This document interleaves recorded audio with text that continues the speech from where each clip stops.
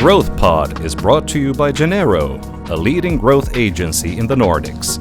We interview marketing experts, business leaders, and entrepreneurs to uncover the stories and strategies behind profitable growth. Today's guest is Magnus Pettersson, the business director at Snellman Pet Food. Snellman Pet Food operates 3 pet food brands across 10 markets in Europe. Welcome to the show, Magnus. Thank you for having me. It's great to be here, and I'm thrilled to be here. You have had such amazing guests here before, so it will be great fun to take part of this. And yes, absolutely. And one of the kind of interesting things that, or the stories, the journeys that we want to talk about today is specifically around MUSH, one of the brands that Snellman Pet Food, or the biggest brand, the original brand. So we're gonna kind of go to that journey because you were there from the kind of very beginning. How did it get started, and when did you get involved? Yeah, I got involved quite from the start, but it was my father-in-law back then who wanted to start a dog food manufacturing, and he had an idea of making raw food, and I was back then studying meat technology, so I asked him, do you have your hygiene routine set up, and what about the protocols and everything? And then he said, no, but that's your task. So when I was studying, I was helping him out with those things, and then 2005 I joined the company and started to make raw food for real. And the raw food market back then, this was like 18 years ago, was very different than it is now, right? Can you talk about like what was it like in the beginning? Like, because you were selling like literally like just pieces of meat and bone to people, and they would have to do it themselves, and like it was a pretty complicated thing, right? Yeah, the raw food market was back then. It was like a lot of early adopters, believers that wanted to have something more natural for their dogs, and they looked for alternatives, and then we were just supplying meat, and I also remember when I had the first thoughts of starting to do marketing, we were looking quite a lot about how do we do marketing in terms of the products, or how much do we market just the ideology and the reason behind, and so on. So and that was where we started back in the days. So it was a very small niche because it was so, like you said, early believers, or like early adopters and true fans, because it was so much work and you had to calculate everything compared to just going to the store and getting like kibble. So it was a very niche market, correct? Yeah, it was a niche market, but on the other hand, in Finland we had a lot of and we still have a lot of hunting dogs, a lot of dogs living on the countryside that are used to eat a diverse diet with meat and byproducts from the hunting season and so on. So I think a lot of Finnish dog owners still was thinking that the dog needs something different, and not only a kibble every day, same kibble every day. So but then on the other hand, the consumer that trusted the brands were told by the brands that the most safe way to feed your dog is to buy the same kibble every day and feed the same kibble every day. And the kibble industry has developed great products. They have worked a long time with the product development, and they have made, but there is something with just feeding the same thing, and especially if it's made as a kibble, it's ultra processed, so you feed the same ultra processed food every day. And I think a lot of dog owners in Finland all the time has knew that maybe my dog needs also something more natural and some other products. So that was a good base to start from in many ways. But of course then to get it commercialized and to start to sell in pet shops, that it was a long journey from our starting point to that. What was it like in the beginning then? Because you mentioned thinking about the balance between marketing the products versus marketing the kind of ideology known as, at least at the time, was known as BARF, bones and raw food, right? How did you start going about trying to expand the category and not just selling to these true believers. And how did you go about doing that? It was very interesting because it was so exciting. I think it was 2010, 2009. I met a couple of guys that had a marketing startup, and it was Sebastian and Rasmus from Genero that and they was just starting. And they came into my plant, and I knew them from before. So we was talking about marketing. I said, and they was like, "You need to brand your product." And I said, "I cannot afford a new machine. So a new packing machine. I need plastic. I need packing machine." So and then was okay, but where do we start then? And then we was talking about. What do we need to have success? We need people to start to believe in what we believe in. We need to start with our why. So the first couple of years, we didn't market the product. We just market the belief we had. And we started Facebook groups that wasn't about the brand. It was about feeding your dog. So we had one Facebook page, koska rakastan koiraani, raakaruoka.fi Facebook, where we just was talking about raw feeding and the things behind that, educating people, collecting consumers' experiences and so on. And this was really good because it gave us the growth, and at the same time it gave us the opportunity to start to build a brand step by step, and that was really exciting times because a lot of companies, when you have a startup, you think that, okay, I need to start to market my product.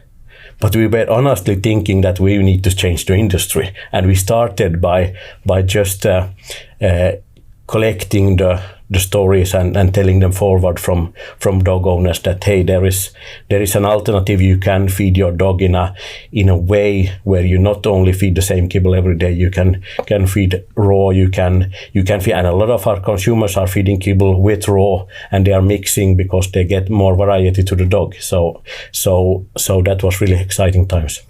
And it was a lot of work. So I was working with MUSH, not quite at that time, but for a few years later. And there was so much work, like one-to-one, building that kind of educating customers and collecting those stories. I remember this was not necessarily about the raw food, but I remember one campaign that you had, I think it was maybe 2011, the Christmas campaign, kind of using the early days of Facebook virality.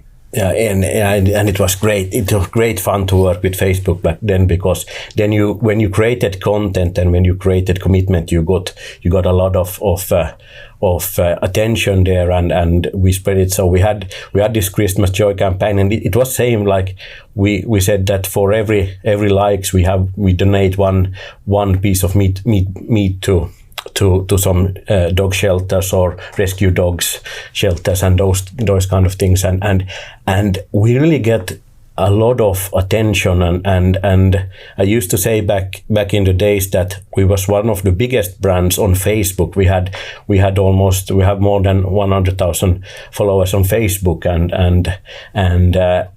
and it made a good platform for us to build on when we started to build our brand, because we wanted to go that way, that people that has passion for feeding their dogs and so on, that we collected them into a community and build on that. So that was really exciting. And I think, like you said, when you can barely afford a new machine for the production, then you can't really afford to go out and spend a lot of media. So the early days of Facebook, you had probably the biggest pet food brand in Finland on Facebook, and you were able to reach a lot of pet owners for free, essentially.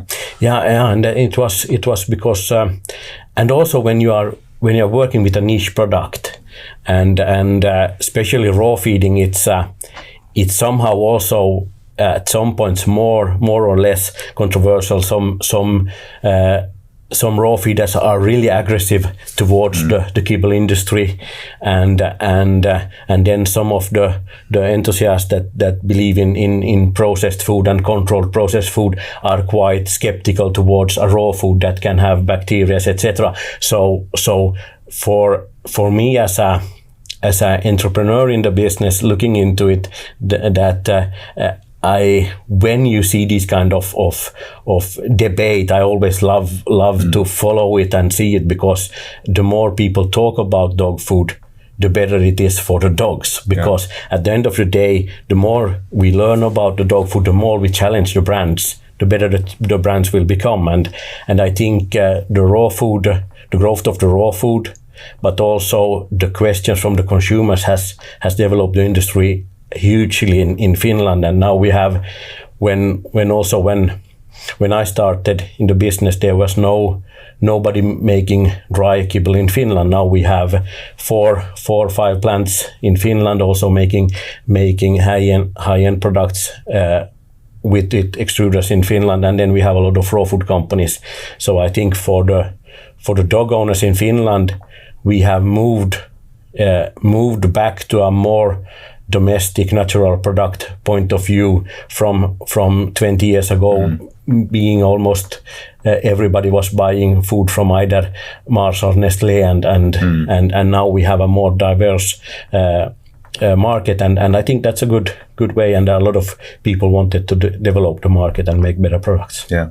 The dogs and pet owners have definitely benefited from that. Yeah. You mentioned one of the big things that you did, the kind of strategic initiatives, was when it came to educating customers, was collecting their experiences. These was it barfauskokemukset or barfaustarinat? Yeah. So we set up on our webpage. This was already before we have our complete menus launch. So we collected a lot of stories from consumers, and this helped us to understand the market.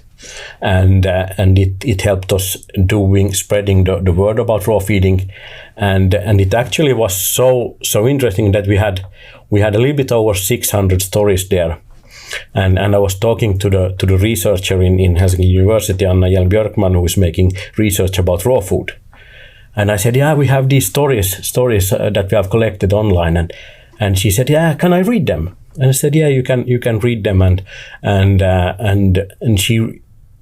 We sent all the stories. She went in. We took them down to an Excel, and she read them all through the stories. And a few days later, she called me back and said that this is unique. You have more than 600 stories about dogs from dog owners that they say that my dog was sick and I moved to raw and the dog became better. So I want to make a study about these stories. And they did a study then in Helsinki University where they had these 638 stories that we had there, and they read them all through and reviewed them, and it was 80% of the dog owners there said that my dog became better, and they had some problems before, and then when they switched to raw, they become more healthy. Of course, we collected them in our webpage, so all the 600 that didn't get better or that didn't continue with our food, they are not there telling their story. So it's in one way a biased story that it is from the consumer point of view, but it was such a great data, and it told us also that a lot of the raw feeders are really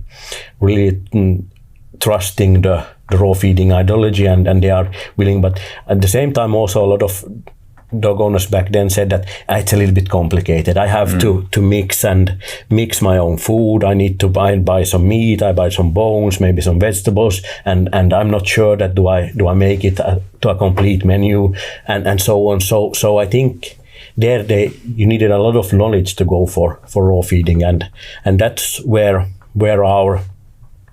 we started to look into the solutions for that, and there also that how can we simplify and use the learnings from collecting data that in one way was a marketing tool for us, but ended up also becoming a huge documentation for our product development that we were starting then, and to see that what can we bring to the market. It was like a very early example of user-generated content being really effective for marketing, but like you said, also for consumer insights about where to bring the product mix. Yeah, and I think in many ways, marketing, especially if you do it in social media, it's about communication, because when you talk about back then when we had the Facebook communities, and if you start to sell your product there, I used to say when we had the big community there that if you have a community and you are getting together around your kitchen table and drinking coffee, and then you suddenly allow somebody to open the door and shout out some bargains or come and buy this and this for this price. People are like, what's wrong with that guy? Because in social media marketing, it's about communication. You need to listen in and respond, and I think that is a really important thing to do when you are working with a brand, to instead of listening in things in social media and try to sell something, listen in and try to deliver something. Yeah. And for us, since we have all the time had such a strong why, such a strong belief in the raw food and so on. But we all the time know that the raw food needs to become easier, it needs to become better, it needs to be simplified in ways of communication. So a lot of the things we did was to just listen to the consumers and bringing the things that they wanted. So yeah, you've definitely always been very, very close to the customers. Before we go to what you were alluding to about how you simplified this kind of way of feeding your dogs, one big milestone was when you were acquired by Snellman. So what was that in 2011 or? Yeah, it was in summer 2011. So and we was then a really like small startup, and the startup was started. My father-in-law was from the Snellman family, so it was a private startup, and Snellman was our biggest supplier of raw materials. So we started to discuss then with the group CEO back then that maybe there we could do something together, and decided that okay, now it would be a good time to become part of Snellman, and I think it was a really good move from having a small startup to joining a food industry company that has the same values about product and focus on the product and product quality. So it was a perfect match for us, and also a great raw material supplier for us. Did that then give you the resources to go for Vaista, which was kind of like a pioneering product, right? Like it was the first product that tried to simplify this way of feeding, in Finland at least, simplify this way of feeding so that you could open this up to someone. I mean, essentially what you allowed the market, you created the category, or expanded the category a lot by launching Vaista. Yeah, I would say of course when you get in new owners and you are a small company, you want to, we was setting on a track to grow, and one of the big thing there was then, because we all the time we was talking about the branding of the products, and now we got the opportunity to set up a completely new line. So we did big investments in the new line with spiral freezers, grinders, packing machines, everything, so we could be able to make this, and I was lucky enough also that just then the same time Ronnie Granlund came out from school. He had been studying to an engineer, so he had all the ideas and vision about how to set up a production. So he joined and set up a really good production, and we was working really tight with Genero then to set up the branding for the Vaista, and I think the Vaista product development was quite unique, because the recipes were made by Riikka Lahti, who she had wrote a book about raw feeding, how to feed your dog with raw feeding. So I read the book and I contacted her and said that I want the knowledge you have in the book, I want to make that into a product, and we had really close cooperation then with the product development team, with her and with Ronnie from production, and also in all of the workshops we had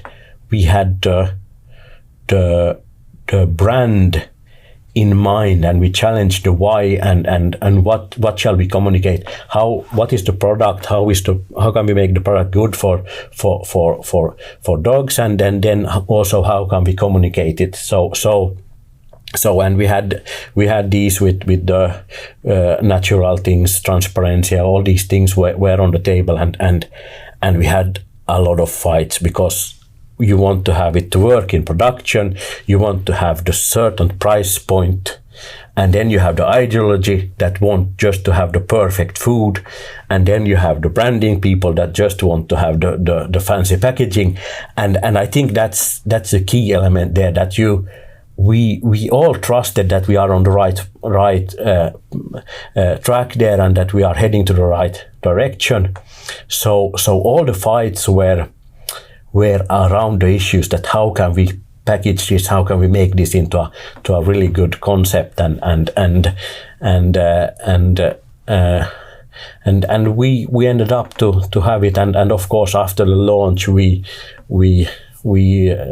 have all the time the product now has been 10 years on the market, but it's never ready. You know, all the time you learn, and you need to do some small steps and develop, and maybe some new tastes and so on. But the foundation is still there. So yeah, it's so hard to bring something to market, because you have all these different stakeholders who have very legitimate needs, and you have to try to manage everything. Yeah. So when you launched this, Vaisto was like these frozen raw meatballs that you could just feed. Essentially, they were balanced, so you didn't have to mix and match organs and bones and all that. What was the reception like among the kind of existing customer base of those who were already into this kind of raw food, and also the people who were just feeding kibble and you were trying to appeal to with Vaisto? I think it was a lot of the early adopters, the raw feeders that are mixing themselves, they are still mixing themselves, a lot of them. And I think our target was to find new customers with these products also, those that are feeding kibble but are starting to think that could it be an idea to give something more natural, and maybe their neighbor is the raw believer and mixing themselves, so they are thinking, but they don't want to go down that road and start to mix themselves. So I think we need both there, and of course we was working really hard with getting consumers to test the product, and I think that was the main target we had, because we were so confident that we have developed a really, really good product. And we started to get feedback about the product. Dog owners were so happy with it. It was easy to use, but at the same time, it was naturally balanced. So we got a lot of good. Of course, we had to adjust the recipe. We maybe had in some of the recipe a little bit too much bone, and then you need to adjust, so it's even better for the dogs. But that is always when you bring a product to the market, you need to be adjusting. But we had a good product, and I think the launch that we did was because we had built up this huge Facebook community. We decided that okay, the launch will be will be that we give out free products, and we was thinking, and I said that one bag of dog food can never be a problem for me to give out. So then we set up a plan for that how can we create this kind of buzz on using our social media channel to get people to test the product, and together with our retailers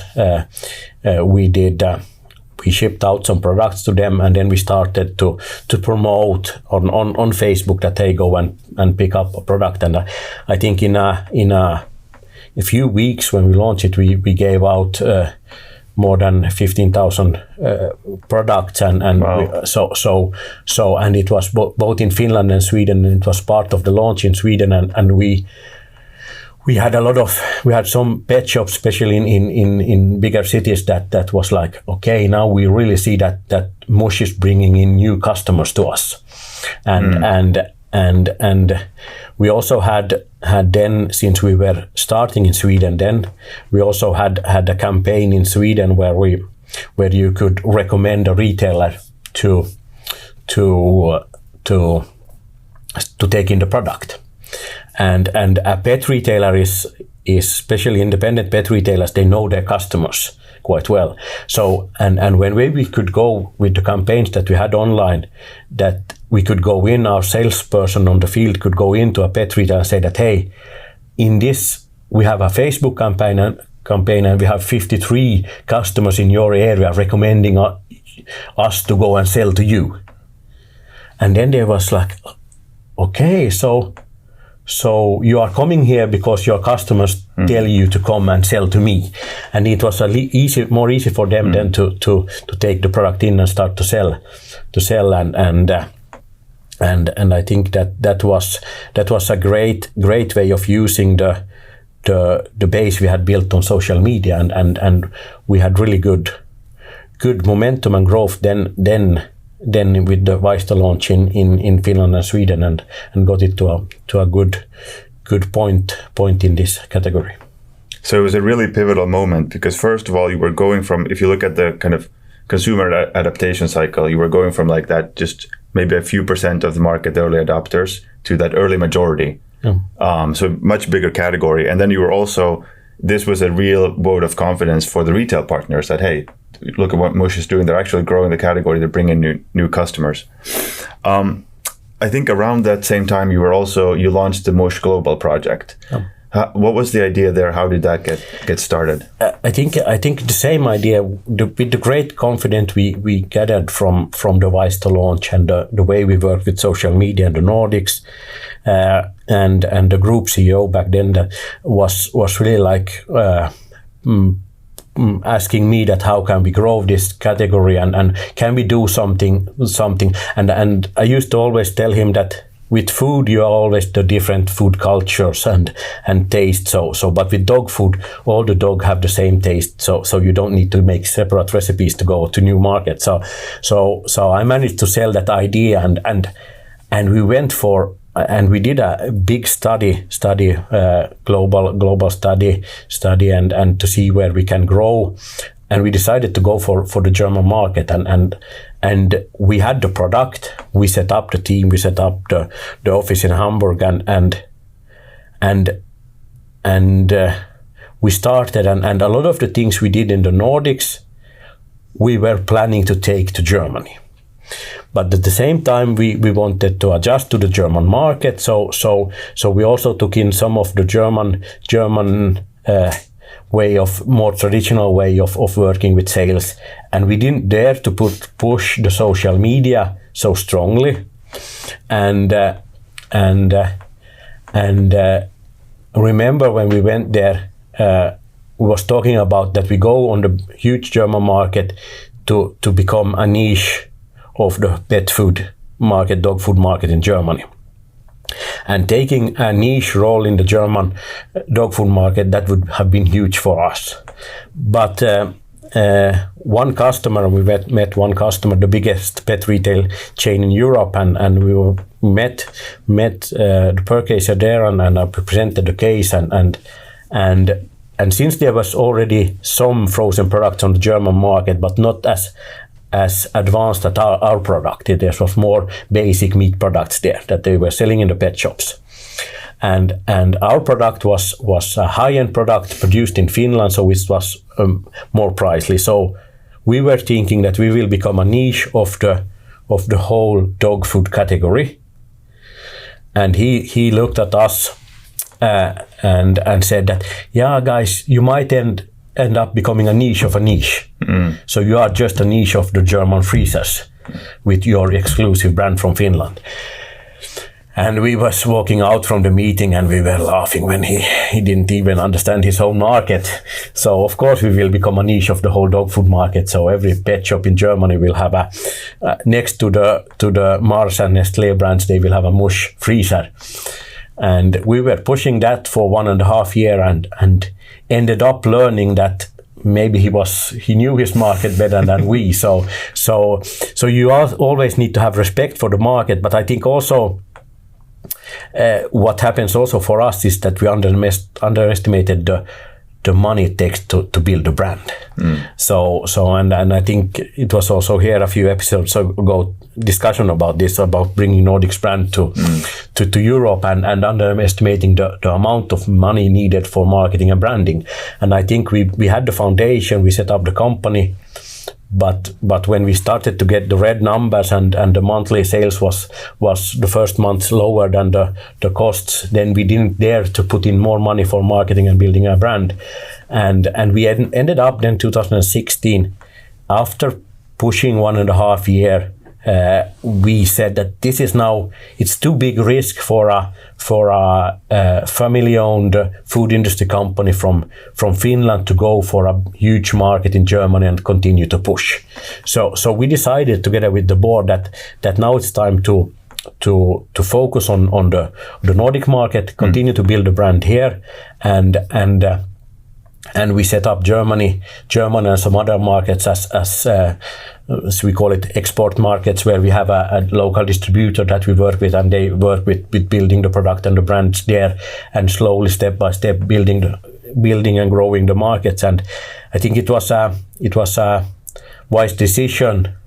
However, I still think if we would have pushed, we might have been a much bigger company today, but you never know. And I think the good learnings is also that if you trust your why and the foundation, because we continue to build on the same foundation, the same product groups and the same ideology and the same why in the Nordics, and we managed to start to make good profit in the Nordics, covering up for the investment we had made in Germany. And a lot of companies and brand might have okay, now we failed in Germany, so the whole setup and the whole idea is a failure. But no, it was a tactical error, but still our brand is great, our products are great, and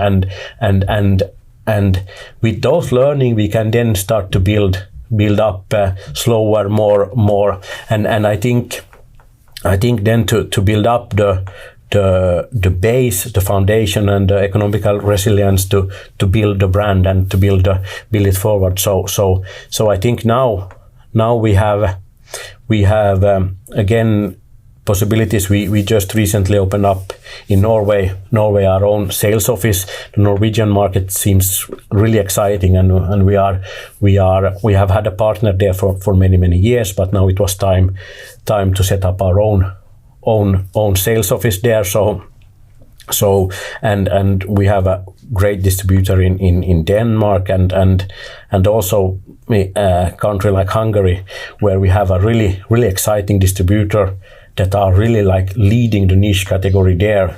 So our distributor, once or twice a year, you see her on the Hungarian television talking about raw feeding, and she's in the veterinary days educating veterinarians about raw feeding, and she has her own brand. They are building that as a family company there, and still MUSH is one of the flagship brands then in her portfolio, and that is really exciting to see that we have several markets there where we have become a trusted partner for those who are building the category there, as we did back in Finland back in the days when we started to build the why and the category. And I think that is really exciting to see, and overall also the raw feeding category is growing on all markets, and now also we see new type of products that are more easy to ship with freeze dried and so on, that are really coming strongly now on the US market. So a lot of great things is happening in the segment, and I like to think always that the work we have done here in the Nordics and that I have done together with a lot of my colleagues in the industry is changing a little bit the industry from being really dominant by a few big players that are making processed kibble, and now we have more and more startups also. And I think the pet food industry has also shown during the latest years with the pandemic and everything that it is quite resilient, and it's still going strong, and people even took more pets than when they couldn't travel and so on. So it's an exciting industry to be in. Yeah, I guess spending on pets and pet related, whether it's food or other things, has probably gone up.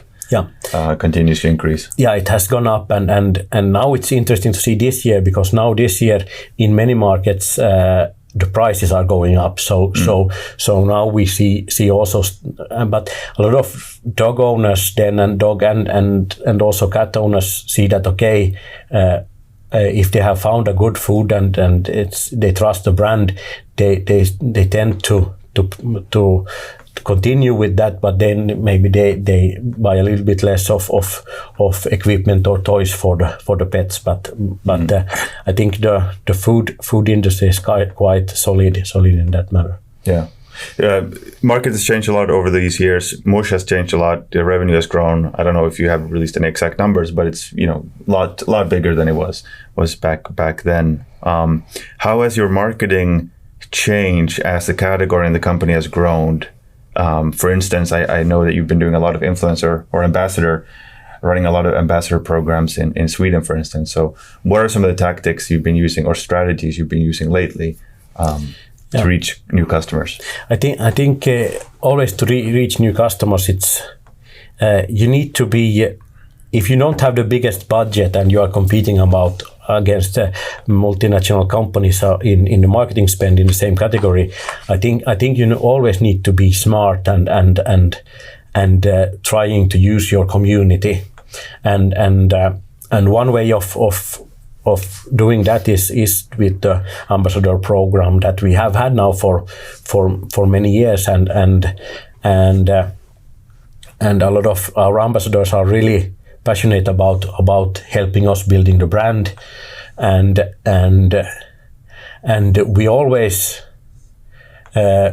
tend to choose ambassadors, and we choose them from consumers, people that are active dog owners that anyhow would feed our products. So I tend to, when influencer marketing has become bigger and bigger, and all the time when an influencer or when they are in contact and they want to propose some marketing cooperation, we always ask, okay, so how long have you been feeding our product to your dog, and what do you think about it?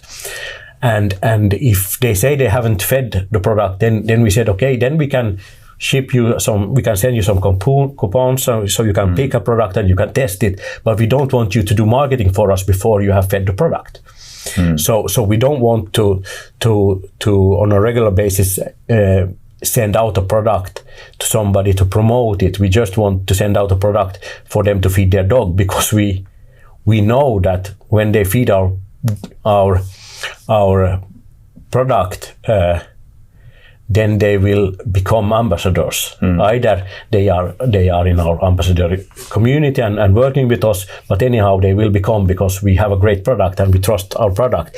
And I think that's a lot of the things we are doing with the ambassador work. And of course in this we also have the breeders program and those things. So you need all the time to be on toes to work with that and see the new platforms and the way and then on different markets work on different ways. So for example, our distributor in Hungary started a couple of years ago already. He was one of the first one who started to actively work with TikTok, and they made videos with their own dogs, feeding them and mixing and making, and they took some of our meatballs, and then they took some local products and some of their own products, and they made these kind of fun videos where you can mix. So you take the complete menu, but then you add some berries and some other things, some sardines and other product that they were selling in their stores. And actually he said that the personnel in stores started to inform them that, hey, you cannot post TikTok videos without telling us before what you are posting, so we can prepare. So we have because consumers are coming into the shops asking, hey, I would like to test that product so that you had on the TikTok video. So and that is and there we have been, for example, in the Nordic market, there we decide we have not been investing resources in TikTok, and it's always for me that, okay, where do you put what is your playbook, social media playbook? Where do you put it? And then you choose some channels and you try to be active and see. But it's all the time. At the end of the day, it's a way of using different channels to get in contact with consumers, communicate with them, tell them about what you believe in, and hopefully then at the end of the day find those that believe in the same thing, because then they will end up buying your product or somebody else's product from the category. And I used to say, as long as the raw feeding is growing and we are pushing every day as hard as we can to make the best raw food that is on the market, and raw feeding is growing, then we will end up having a good business plan. So yeah, that's what we are working with. Have you also been thinking about making any bigger media investments, or are you mostly focused on these digital channels and more low cost? We are looking, especially on our Finnish market. We have now also we launched the Duo Plus series that is sold in groceries, and we think that the grocery channel and the people buying dog food there maybe act in a little bit different way than those who are buying from pet retailers. So we are really looking into that to see that what is should we go up there and take the front page of Hesari or something like that. But it's really difficult because the competition, especially in this segment, is really tough. So we try to evaluate the different channels and always look into. I think I have never, during the 12 years also part of Snellman Group, where we have once a year we make a budget. I have never considered the number that I give for the group in the line where it says marketing budget as a fixed number. I always consider marketing spend as something that is a lot of extempore, that hey, now we get momentum here and now we put our focus here and try to keep it as agile as possible, because you never really know what happens and what opportunities comes up there in terms of communication with consumers. So and sometimes it's really frustrating for partners and my team